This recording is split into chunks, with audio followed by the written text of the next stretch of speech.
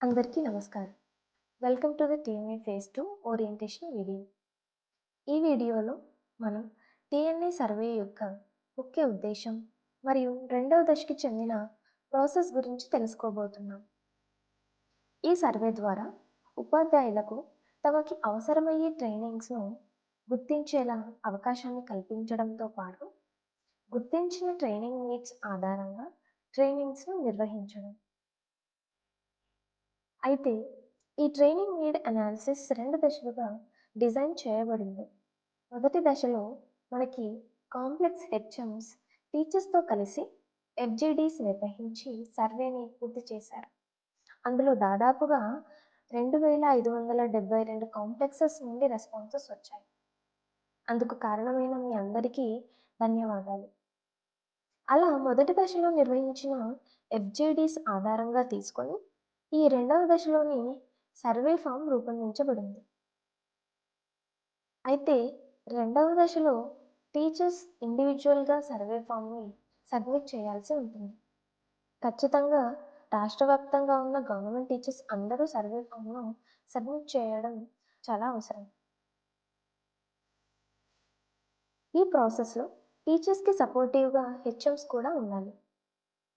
ఇప్పుడు రెండవ దశలోని survey form గురించి మరిన్ని విషయాలను తెలుసుకుందాం.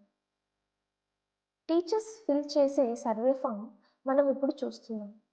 ఇందులో మెయిన్ పేజీ తర్వాత కొన్ని బేసిక్ డీటెయిల్స్ ఫిల్ చేయాల్సి ఉంటుంది. ఆ తర్వాత జనరిక్ కోర్సు సెక్షన్లో మీకు ఇంట్రెస్ట్గా ఉన్న కోర్సెస్ను ఎంచుకోవాల్సి ఉంటుంది. ఈ కోర్సెస్ 3వ తరగతి నుండి 10వ తరగతికి బోధించే ఏ సబ్జెక్ట్ టీచర్కైనా ఉపయోగకరంగా ఉంటుంది. సబ్జెక్ట్ స్పెసిఫిక్ కోర్సెస్ సెక్షన్కి వస్తే టీచర్స్ ఎంచుకున్న సబ్జెక్ట్ ఆధారంగా కోర్సెస్ ఇవ్వబడతాయి. అయితే ఇక్కడ గమనించాల్సిన విషయం ఏంటంటే ప్రతి కోర్స్కి ఇంట్రెస్ట్ ఆప్షన్ని ఖచ్చితంగా చూస్ చేసుకోవాలని లేదు. మీకు నిజంగా ఆ కోర్స్ ఇంట్రెస్టింగ్గా అనిపించి ట్రైనింగ్ కోర్సెస్ ఆ టాపిక్ పైన కావాలి అనుకుంటేనే చూస్ చేసుకోవాలి. అయితే ఇప్పుడు ఒక శాంపుల్ క్వశ్చన్తో పాటు ఆప్షన్స్ని ఎలా చూస్ చేసుకోవాలో చూద్దాం. ముందుగా మనం ఇక్కడ చూస్తే కోర్స్ యొక్క పేరు మరియు వివరణ ఉంది. దీన్ని మనం క్షుణ్ణంగా చదివి ఆప్షన్స్ని ఎంపిక చేసుకోవాలి. ఇక్కడ మనకి 4 ఆప్షన్స్ కనిపిస్తున్నాయి. ఫామ్లో మీరు ఈ క్వశ్చన్కి ఆప్షన్ ఎంచుకోవడంలో కొన్ని విషయాలు తెలుసుకోవాలి.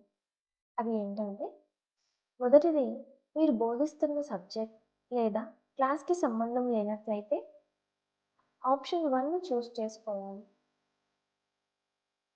రెండవది కోర్స్ రిలవెంట్గా ఉన్నా మీకు ఆ కోర్స్ నేర్చుకోవడంలో ఇంట్రెస్ట్ లేనట్లయితే ఆప్షన్ 2ని ఎంచుకోవాలి. అలాగే మీకు కోర్స్ రిలవెంట్గాను మరియు ఇంట్రెస్ట్గాను అనిపిస్తే ఆప్షన్ 3 లేదా ఆప్షన్ 4ను కోర్స్ యొక్క ప్రాధాన్యతను బట్టి ఎంచుకోండి. ఇప్పటి వరకు సర్వే ఫామ్ ఏ విధంగా ఫిల్ చేయాలో, ఎటువంటి ప్రశ్నలు వస్తాయో తెలుసుకున్నాం.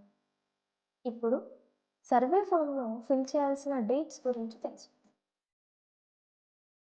సర్వే ఫామ్ నవంబర్ 18 నుండి నవంబర్ 30 వరకు టీచర్స్కి అందుబాటులో ఉంటుంది. ఖచ్చితంగా రాష్ట్ర వ్యాప్తంగా ఉన్న గవర్నమెంట్ టీచర్స్ అందరూ సర్వే ఫామ్ను ఈ తేదీలలో ఫిల్ చేయాల్సి ఉంటుంది. దీనికి సంబంధించిన ఏదైనా సహాయానికి మీ కాంప్లెక్స్ హెచ్ఎంని సంప్రదించవచ్చు. ఈ స్టెప్స్ అన్నీ సజావుగా జరగడంలో హెచ్ఎమ్స్ యొక్క పాత్ర చాలా అవసరం. అయితే ఇప్పుడు హెచ్ఎమ్స్ యొక్క రెస్పాన్సిబిలిటీస్ని తెలుసుకుందాం. సర్వేను ఫిల్ చేయడం యొక్క ప్రాముఖ్యతను మరియు సర్వేని ఎలా ఫిల్ చేయాలో టీచర్స్కి వివరించడం. టైం లైన్ ప్రకారం సర్వే ఫామ్ను ఫిల్ చేయడంలో టీచర్స్ అందరికీ సపోర్ట్ ఇవ్వడం మరియు ఫాలో అప్ చేయడం అవసరం. ఇప్పుడు టీచర్స్ యొక్క రెస్పాన్సిబిలిటీస్ని తెలుసుకుందాం. సర్వే ఫామ్లోని ప్రశ్నలను అర్థం చేసుకోవడానికి తగినంత సమయాన్ని కేటాయించి ఆపై ఫామ్ని ఫిల్ చేయాలి. ఏదైనా స్పష్టంగా తెలియకపోతే మీ హెచ్ఎం సపోర్ట్ తీసుకోండి. ఈ వీడియోని చూశాక మీరు సర్వే ఫామ్ని ఎలా ఫిల్ చేయాలో తెలుసుకున్నారని మేము అనుకుంటున్నాం. ఇప్పుడు స్క్రీన్పై ఉన్నటువంటి వాక్యాలకు ఎస్ ఆర్ నోతో టిక్ చేస్తూ ఈ వీడియోని ముగిద్దాం. మొదటిది, all complex HMs should support and follow each teacher for smooth survey submissions. Yes, ఇది ఖచ్చితంగా పాటించాల్సింది. రెండవది, for any reason teachers are exempted to fill the form. ఇది నో, ఎందుకంటే ప్రతి ఒక్క టీచర్ అభిప్రాయాన్ని తెలుసుకోవడం చాలా ముఖ్యం. మూడవది, only one form should be filled from each teacher. ఇది yes. It is mandatory to choose only the interest option for all the questions. No, ఈ వాక్యం సరైనది కాదు, ఎందుకంటే కోర్సు యొక్క వివరణను బట్టి మీకు తగిన ఆప్షన్ని ఎంచుకోవాలి.